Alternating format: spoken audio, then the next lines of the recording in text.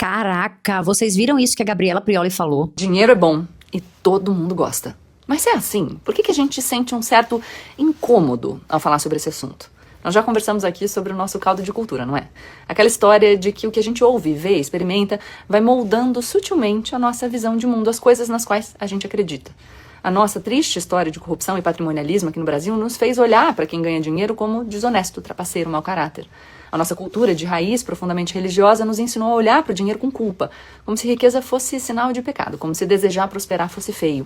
Esse trecho me fez relembrar algo que aconteceu comigo no meu processo de enriquecimento e sim o quanto eu me senti culpada enquanto eu enriquecia. Quando eu vim morar na minha casa, uma casa que foi idealizada, com 17 cômodos, a verdade é que mesmo desejando muito essa casa, tendo conquistado e não tomado o patrimônio necessário para viver nela, a verdade é que ainda assim eu me senti muito culpada por pagar um valor mensal para morar nessa casa 4 vezes maior do que o salário da minha mãe, que é servidora pública. E foi sim ao me dar conta dessa proporção que eu tive a crise de ansiedade e fui assolada pela culpa. Foi graças aos anos de terapia e fazendo uso de ferramentas de neurociência e economia comportamental que eu pude me libertar dessa sombra. Mas a verdade é que eu não sou a única. A própria Gabriela Prioli, mesmo sendo advogada, mãe, muito bem casada, linda, apresentadora, mestranda, tendo vários livros publicados e um imenso repertório cultural e intelectual. Você acredita que até a Prioli já teve dificuldades com o dinheiro e já temeu o saldo bancário? Durante esse podcast com o Karnal, a Gabi comenta que recebeu 20 taças na casa dela assim que ela estava de mudança. E quando ela viu, cada taça custava R$ 1.000. Só que ela não foi avisada antes que iria pagar esse valor de R$ 1.000 por cada taça. Vê só esse trecho aqui do podcast com o Karnal. Depois que os arquitetos fazem a casa, eles fazem o staging, a produção. Então o que eles fazem? Vão lá, botam uns copos, uns livros, uns negócios pra enfeitar e pra ficar bonito. E a loja manda e você depois escolhe o que você quer ficar. Eu tava ali meio de passagem fazendo outras coisas, a pessoa falou assim,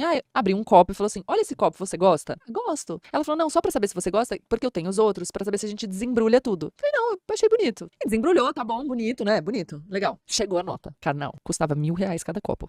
Mas um cristal Baccarat Carnal, esculpido à mão do século XIX. eram 20 copos. Eu tinha acabado de pagar uma obra. Eu achei caro. E aí era uma conta gigantesca. E eu cheguei pro Thiago e falei, Thiago, chegou essa coisa. E eu falei que eu queria que desembrulhassem os copos. O que eu vou fazer? Ele falou, você vai falar que você não quer. Eu falei, eu não consigo. Ele falou, manda uma mensagem pra vendedora e fala que você viu que é caro, que você não quer os copos. Eu falei, eu não consigo. Eu não consigo. E aí eu escrevi a mensagem falando assim, olha, minha esposa gostou, pediu pra desembrulhar, mas é que não sei o quê. Mandei pro Thiago, que por sua vez encaminhou pra vendedora, porque eu não conseguia falar. E mesmo sabendo que ela não queria, para ela não era um valor plausível para aquelas taças, que ela nem mesmo precisava, mesmo assim, a Gabi travou e não conseguiu se posicionar e dizer não. Eu não quero. A velha síndrome da boazinha que assola tantas mulheres. Mas nesse momento, a Gabi pôde se observar e entender que ali existia um padrão, uma necessidade de aprovação. E foi ao identificar esse padrão que ela pôde, então, tomar novas decisões e mudar. A economia comportamental já afirmou através de diversos Nobéis reconhecidos mundialmente. Dinheiro é completamente emocional. Logo, falar de dinheiro é também falar de autoconhecimento. E para nos conhecermos melhor, a filosofia já ensina há milênios. Nada como boas perguntas. A Prioli compartilhou algumas dessas boas perguntas que ela se fez para mudar a relação com o dinheiro. E eu vou deixar essas perguntas, obviamente, aqui na legenda. Boas perguntas são uma excelente forma de quebrar o piloto automático do nosso cérebro e ativar o sistema executivo que é capaz de achar uma via nova de decisão. O tal do fazer diferente, sabe? E por falar nisso,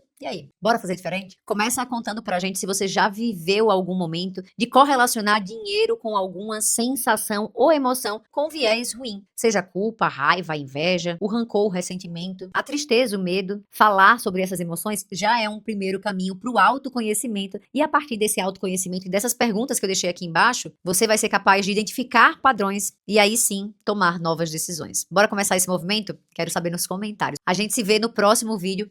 Um cheiro pra você.